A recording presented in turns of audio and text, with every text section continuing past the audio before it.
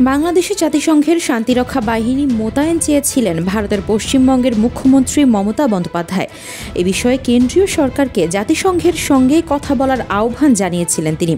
এবার ভারতকেই জাতিসংঘের শান্তিরক্ষা বাহিনীর সহায়তা চাওয়ার পরামর্শ দিয়েছেন অন্তর্বর্তী সরকারের যুব ও ক্রীড়া উপদেষ্টা আসিফ মাহমুদ। সেক্ষেত্রে শান্তিরক্ষা মিশনের মাধ্যমে সৈন্য পাঠিয়ে বাংলাদেশ ভারতকে সহায়তা করতে পারে বলেও জানিয়েছেন তিনি। সামাজিক যোগাযোগ মাধ্যম ফেসবুকের নিজস্ব ভেরিফাইড আইডিতে দেওয়া এক স্ট্যাটাসে তিনি এমন পরামর্শ দেন। হাইকমিশনের নিরাপত্তা ইস্যুতে এমন স্ট্যাটাস দিয়েছেন উপদেষ্টা আসিফ বলেন, যদি ভারতের আইন শৃঙ্খলা রক্ষা বাহিনী হাইকমিশনের নিরাপত্তা দিতে ব্যর্থ হয় তাহলে জাতিসংঘের শান্তিরক্ষা বাহিনীর সহায়তা চাইতে পারে। সেক্ষেত্রে শান্তিরক্ষা মিশনে সৈন্য সহায়তা বাড়িয়ে সহযোগিতা করতে পারে বাংলাদেশ।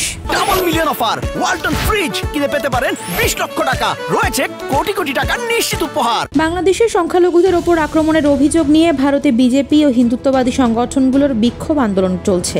এরই মধ্যে ভারতের উত্তর পূর্বাঞ্চলীয় রাজ্য ত্রিপুরার উত্তর আগরতলায় বাংলাদেশের সহকারী হাইকমিশনে হামলা করেছে একটি হিন্দুত্ববাদী সংগঠনের সমর্থকরা। ত্রিপুরেশ্বরী সনাতন মঞ্চ নামে একটি হিন্দুত্ববাদী সংগঠনের সমর্থকরা সোমবার দুপুরে আগরতলার বাংলাদেশ সহকারী হাইকমিশনে হামলা চালায়। সেখানে তারা ভাঙচুর করে। এছাড়া বাংলাদেশ মিশনে টানানো একটি পতাকা নামিয়ে ছিঁড়ে ফেলে।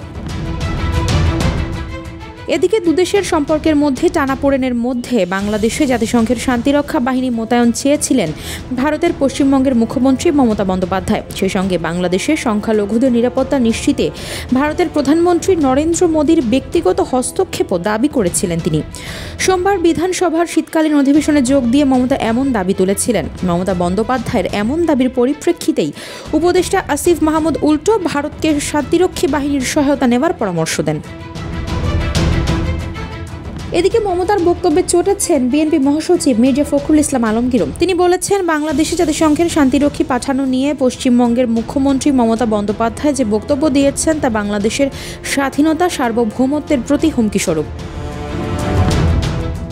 অবিলম্বে এ ধরনের বক্তব্য প্রত্যাহারের দাবি জানিয়েছেন মির্জা ফখরুল। সোমবার রাতে লন্ডন থেকে মুঠোফোনে গণমাধ্যমের কাছে দলের পক্ষ থেকে বিএনপি মহাসচিব এই প্রতিক্রিয়া জানান। তিনি বলেন, পশ্চিমবঙ্গের মুখ্যমন্ত্রী যে উক্তি দিয়েছেন সে বিষয়ে তিনি বক্তব্য না রেখে পারছেন না। মমতা বন্দ্যোপাধ্যায় শান্তিরক্ষী বাহিনী পাঠানো নিয়ে যে কথা বলেছেন, বাংলাদেশে এটা সম্পূর্ণভাবে স্বাধীনতা সার্বভৌমত্বের প্রতি একটি হুমকি স্বরূপ এবং তিনি মনে করেন এই বক্তব্যের মধ্য দিয়ে তাদের নেতাদের যে দৃষ্টিভঙ্গি তা কিছুটা হলেও প্রকাশিত হয়েছে। আফসারা নাজ, নিউজ ডেস্ক, ইত্তেফাক।